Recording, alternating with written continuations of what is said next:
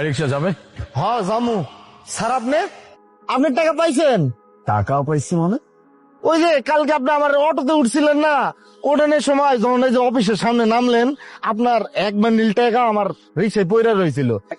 আপনার অনেক ডাকছি, আপনি হয়তো বা কোনো তারা ঘরের মাঝখানে ছিলেন, চলে গেছেন। আচ্ছা আচ্ছা, তাই তো বলি, আসলে আমি আমার টাকাটা খুঁজছিলাম। আমি ভাবছিলাম যে আমার টাকাটা কোথায় পড়ে গেল।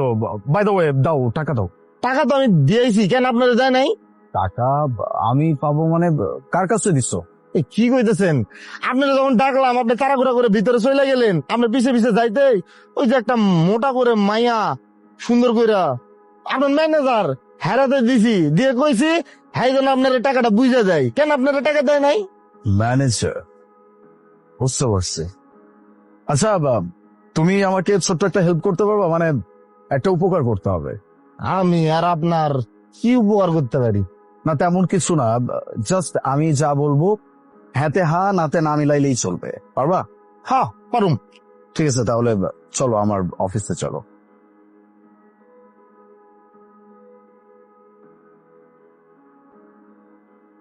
আজকে মিটিং এ সবকিছু ডান। ম্যাডাম আমার চিনতে পারছেন? তুই তুই কে? তোকে তো চিনলাম না। কি কোন চিনতে পারেন নাই? আমি ওই তো রিক্সাওয়ালা, কালকে যাইছিলাম আপনার কাছে, ওই যে স্যারের এক বান্ডিল টাকা যে আপনি হাতে দিয়ে গেলাম, চিনতে পারেন নাই? রিক্সাওয়ালা, ও আচ্ছা আচ্ছা, ঠিক আছে মনে পড়ছে। কি কি দরকার আসছিস? না না ম্যাডাম, তেমন কিছু হয় নাই। আসলে ওই যে কালকে যে আপনার টাকা দিয়ে গেলাম না এক বান্ডিল, ওই আনতে না আমি এই যে কিছু টাকা আমার কাছে আমি রাখছিলাম, যে এই টাকাটা আমি আমার পকেটে রাখবো। কিন্তু বাড়ি যাওয়ার পর আমার আর না মন মানতেছে না, বিবেক কাজ করতেছে না যে এতগুলো টাকা একটা মানুষ ফালায় রেখে গেছে অটোতে, এই আনতে আমি আবার টাকা সরাইছি, মন মানতেছিল না, এর লেগে এই টাকাটা দিতেইছি। হোয়াট? O my god! নদী, নদী তুমি শুনছো? হ্যাঁ, এই চোরের বাচ্চা চোর কি বলতেছে? হ্যাঁ, ও কালকে টাকা দিয়ে গেছে, ওখান থেকে আবার কিছু টাকা রেখেও দিছে।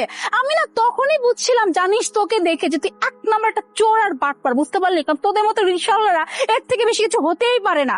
তোর কত বড় সাহস! হ্যাঁ, তুই টাকা রেখে দিছস, আবার আইসা এখন আমার সামনে বলতেছিস? না না ম্যাডাম, আপনি এসব কি কইতেছেন? আমি চোর মুখে, আমি সামান্য একজন রিক্সা চালক, রিক্সা চালাই খাই, আমি কোনো চুরি টুরি করি নাই। এই কি এতগুলো টাকা দেওয়ার পরে মানে লোভ সামলাইতে পারি নাই। আবার দেখেন আমি কিন্তু টাকাটা দিতেইছি। আচ্ছা যা খুশি তাই কোন, আপনার সমস্যা নেই, এমনটা কবেন, এইটাই স্বাভাবিক। আচ্ছা স্যার তো ভেতর আছে না, আমি যাই দিতেছি, যা টাকাটা দিয়েই। তারা আর টাকা দে। হ্যাঁ, তুই কি ভাবছিস তুই স্যারের কাছে গিয়ে এই টাকাগুলো দিবি, তার বিনিময়ে আরো মোটা অঙ্কের টাকা নিয়ে যাবি? শোন, আমি সেই কাজ জীবনে তোকে করতে দিব না, ঠিক আছে? একটা কথা বলি, চুপচাপ কান খুলে কথাটা শুনে রাখ। তুই এখান থেকে এক্ষুনি চলে যা, আর যদি তুই চলে না যাস তাহলে কিন্তু আমি তোর নামে থানায় মামলা করবো যে তুই টাকা চুরি করছিস। তারপর না বুঝবি কত ধানে কত চাল। আবার আপনার ব্যবহার কেন এরকম? আপনার দেখে আমি অনেক ভালো মনে করছিলাম, আমি আরো ভালো মনে করে টাকাটা ফেরত দিতে আইছি, আপনি আমার চোর বাটপার সবই কইতাছেন। আচ্ছা যাই হোক, টাকাগুলো আপনি স্যারে বুঝাই দিন। এই চোরের বাচ্চা চোর, তোর কাছ থেকে এখন আমাকে শুনতে হবে আমি কি করব কি করব না। এই টাকা আমি স্যারকে দিব কি দিব না, নিজের কথা নিজের চিন্তা কর। তুই যদি আর একটা সেকেন্ড এখানে দাঁড়াইছিস না, তাহলে কিন্তু জেলের ভাত খাওয়া তোর জন্য একদম নিশ্চিত হয়ে যাবে। যা এখান থেকে। আচ্ছা ঠিক আছে, যাইতাছি, ফাইন। নদী, নদী, মাই গুডনেস, এতগুলো টাকা ওই চোরটা রেখে দিছিল। থ্যাংক গড যে আমার সামনে চলে আসছিল। এটা যদি স্যার কোনোভাবে জেনে যাইতো, বুঝতে পারতেছো আমার কি হইতো? এক কাজ করি, এই টাকাটাকে সরাই ফেলি স্যার দেখার আগে, নাহলে অনেক বড় মুসিবত হয়ে যাবে।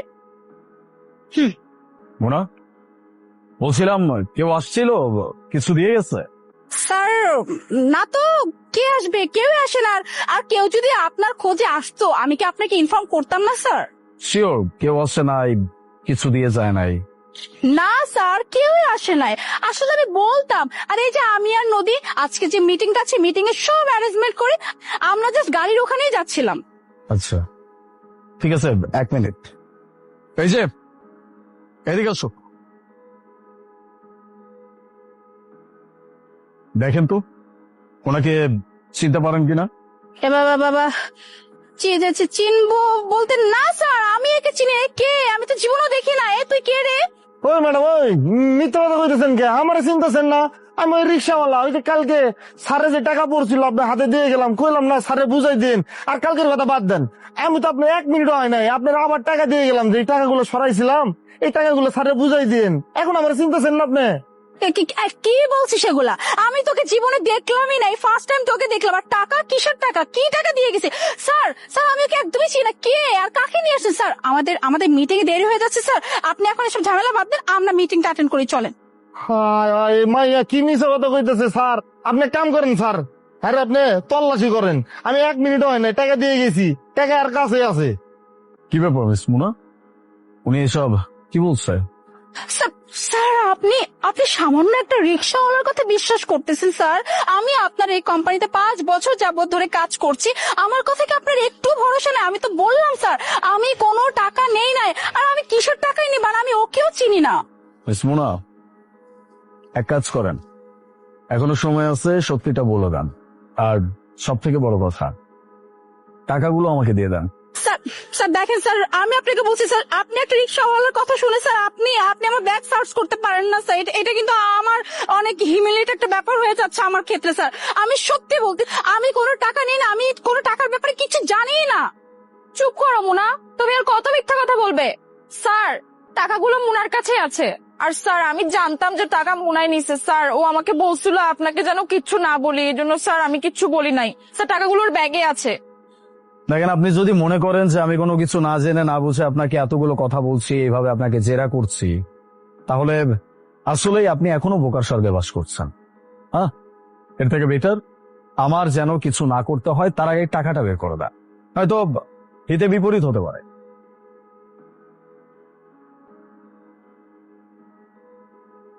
হায় হায়, দেখেন স্যার, দেখছেন টাকা বেরোইছে? কি মিথ্যা কথা কয় এই মাইয়া তো মিথ্যা কথা কয়ে খারাপ উপর মানুষ মেরে আলাবো।